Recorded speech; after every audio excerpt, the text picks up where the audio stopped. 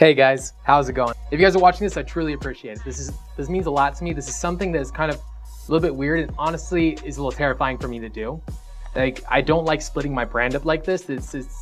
I don't want to split up my audience. That's one of the most terrifying things for me. I'm not that big yet.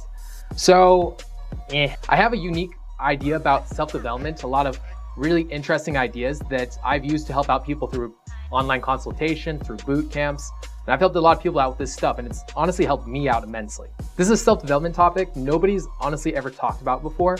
It's something that I developed myself from the course of me studying a lot of self-development, from me going out and doing a lot of this stuff, from me just honestly banging the drums until I figured it out on my own. People horrendously mess this one up, and they go in the opposite direction from what would actually be most optimal for their lives. How is this concept, this idea, the self-development trick gonna help you guys out? Now, firstly, it gives you a lot of energy. I've always been a fairly productive person. I've been a hard worker, but it wasn't honestly until I used this concept specifically that it really helped out my productivity. Number two, it helped me out through a lot of my depression. It actually made me a lot happier individual, which for me was a really hard thing to come by.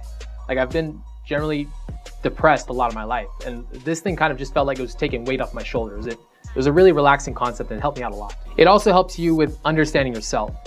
Now, most people don't 110% understand the way they work.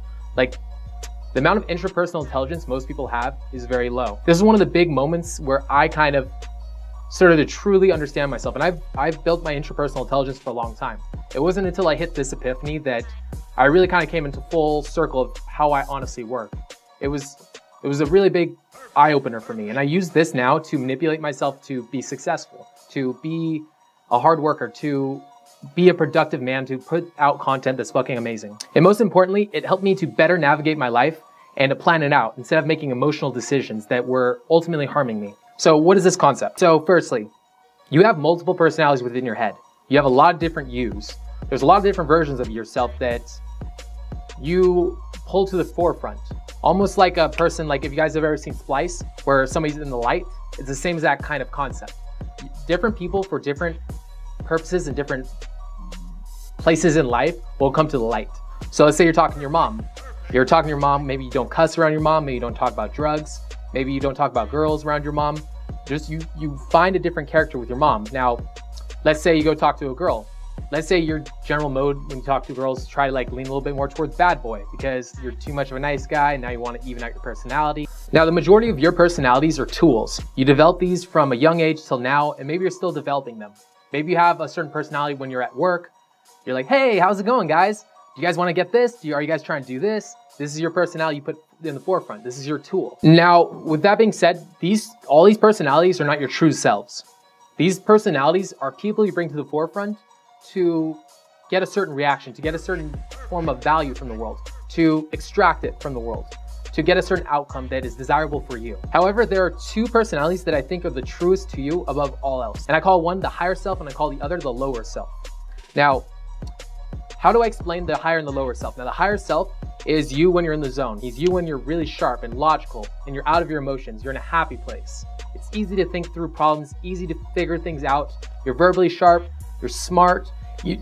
Generally speaking, your brain is a lot faster when you're like this. Your higher self, he cares less about scarcity. He's not the higher self is not a personality of scarcity. He's more of a personality of abundance. He's also a personality of happiness, excitement, like he focuses on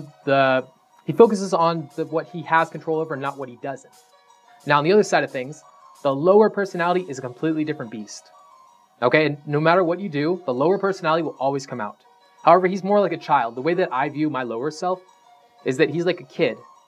All right, and just like any other kid, he doesn't know what's best for him. The higher self's job to actually help him out, to help him guide him through the world. Okay, so let me explain how that works. Now, like I said, low is the weaker one. Low is very emotional. He is very much taken by his emotions, and it could be a big problem for him, honestly. Like when higher self is trying to plan out an awesome life for you, lower self is most likely to deviate from that because he gets emotional. Maybe he gets angry, maybe he thinks the world's against him. He thinks all these dark thoughts that fuck everything up for you. Maybe he falls off your habits, like you were doing so well on your habits until low self came around and you fell off. It's tough. So with low self, you have to treat differently than high self. Now, as I've already said, I kind of treat both personalities like different people. which sounds weird when I say this on the camera. When I came up with this concept originally, it was really weird. Like it was kind of an odd epiphany for me, but then I kind of started like practicing it and trying it out and just testing it, and it helped me out. I think it increased my productivity by 200%, I'd say. First thing is you want to recognize where you're at. Low self, generally speaking, his emotions are going to be more leaning towards anger, towards sadness, towards like low vibrational emotions, towards jealousy, towards generally things that maybe like self-harming like thoughts. A lot of self-harming thoughts, low self will go through a lot of times too. If you're that kind of person like me, I'm very hard on myself, which actually fucks me up. Now you think that being hard on yourself would actually help, right? It made me weaker in the end. So this is why it happens. Okay, so low self, the way that you stay in a low state is by procreating scarcity mindsets and emotions. So what are scarcity mindsets and emotions? Anger, sadness, they are depression, jealousy, they are browbeating, self-beating up. So what you want to do is to break yourself out of low state is to instead push the opposite emotions. So your low self, his entire purpose is to promote and to help bring to the forefront happy emotions. No beating yourself up, no being angry, no being like depressed. This kind of stuff is really harmful for the low self. Not to mention it's gonna take years off your lifespan. Stress and all this stuff honestly just kills your willpower. Like stress, if you read any book on willpower, stress is one of the bigger like ways that it's one of the biggest reasons that people feel lethargic and tired when they're in depression. If you're depressed, obviously you're gonna feel tired. Depression burns willpower because what you're constantly doing is going back and forth in your head about how you're so fucked up. Not to mention that depression, memories are state accessed. So if you're in a state of depression, every depressing thought you've ever had comes through your mind and you beat yourself up, beat yourself up, beat yourself up, beat yourself up. Now, something you guys don't know is these low state thoughts hinder you. These angry, depressive, browbeating thoughts are the ones that hold you into low state. So you need to get rid of these because honestly what they are is anchors. They're anchoring you to the bottom of the floor. If you guys want to rise up, you have to learn how to cut the ties. So another thing the low state self has to do is notice the thoughts that he's using to like hold himself down, because low state's almost parasitic at times. He wants to be like that. He wants to be depressed. He wants to be angry, and you can't let him. Or you have to teach him that this is a really bad way of being and it's ultimately gonna fucking kill him in the end. You have to teach him that this is not helpful, okay? Because he's gonna want to be angry, or he's gonna want to be sad, and you're gonna have that initial like hesitation to doing what I'm saying right now. When you guys come to an idea or concept where you're beating yourself up, you're gonna feel a little bit like maybe a little bit of happiness, just a touch of it, maybe a little bit of like self-satisfaction. But when you have this happen, you need to realize you're doing this and then reframe it 3 times and also write it down if you can. If you only do one of these 2 things in your low state self, do it. All right, it doesn't matter. As long as you're doing one of these 2 things, that's fine.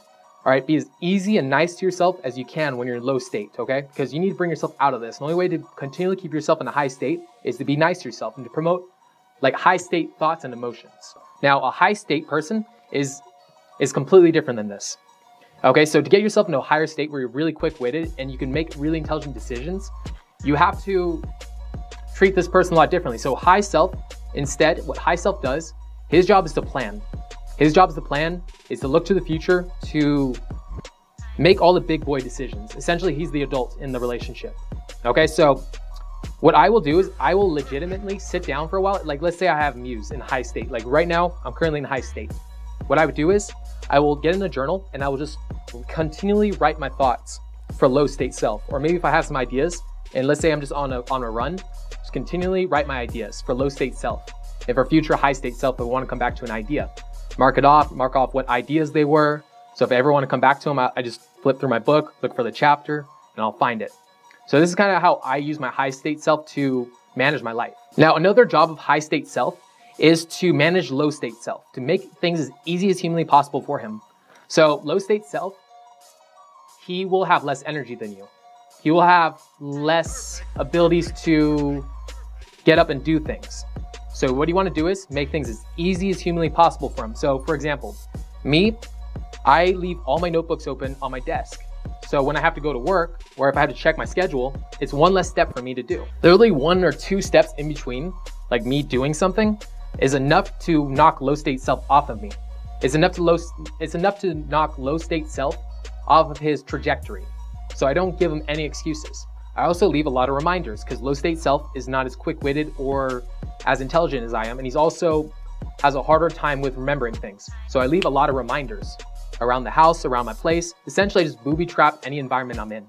I make it as easy as humanly possible. Now, if I'm developing new habits, if I come into a lower state self and I really don't want to do the habit because I'm in low state, I make it as easy as humanly possible. Now, if you guys ever read the book Atomic Habits, he mentions this, and I actually took this for myself. It's a great book, by the way, read it. If low state self's in the forefront and he's unwilling to do a new habit, I make it as easy as humanly possible. So let's say it's working out. Let's say I have a pretty good habit now of working out, but let's say I didn't.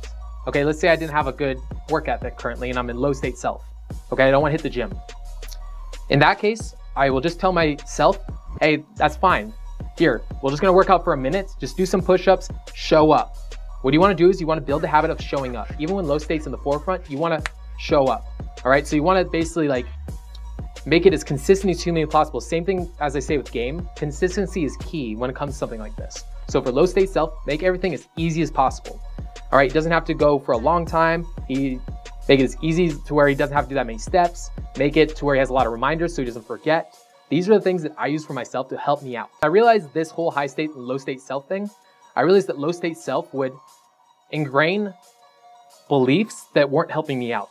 He would ingrain beliefs that later on when high state self was in the forefront would almost discombobulate high state self. So anytime I came to a thought that was maybe something that was very life altering, or maybe something that I needed to do and I know that high state self has a different thought on, I won't think about it. Instead, what I'll do is I'll meditate out of it and put my mind somewhere else.